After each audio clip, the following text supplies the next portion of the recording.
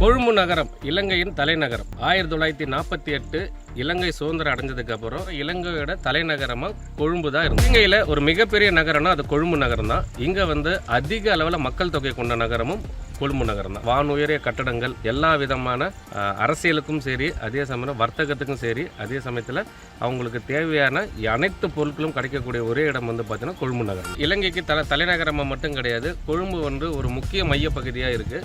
நம்ம இலங்கைக்கு எந்த ஊருக்கு எங்கே போனாலும் நமக்கு இலங்கையிலிருந்து ட்ரெயின் வசதியும், பஸ் வசதியும் மற்றும் விமான வசதியும் இந்த இடத்துல நமக்கு ஏதுவாகும். கொழும்பு எதனால் இந்த அளவு நம்ம முக்கியத்துவம் கொடுத்து பேசுகிறோம்னு பார்த்தீங்கன்னா, அது தலைநகரம் மட்டும் கிடையாது. கிட்டத்தட்ட 13ஆம் நூற்றாண்டிலிருந்து அங்கே அமைந்திருக்கிற துறைமுகம் தான் ரொம்ப ரொம்ப முக்கியம். இன்னும் குறிப்பிட்டு சொல்லணும்னா, ஆசியாவிலிருந்து கிளம்பக்கூடிய அனைத்து கப்பல்களும் இங்கே இலங்கைக்கு அவங்களுக்கு தேவையான எரிபொருளிலிருந்து, மெக்கானிக் வேலையிலிருந்து, அதே சமயத்தில் ஏற்றுமதி இறக்குமதி எல்லாமே பண்ணக்கூடிய ஒரே துறைமுகம் இலங்கையில் கொழும்பு துறைமுகம். கொழும்பு நகரில் வசிக்கக்கூடிய மக்கள் யார் அதிகமாக இருக்கிறாங்கன்னா, சிங்கள மொழி பேசக்கூடிய சிங்கள மக்களும், தமிழ் மொழி பேசக்கூடிய தமிழ் மக்களும் அதிக அளவில் நம்ம கொழும்புல பார்க்கணும்.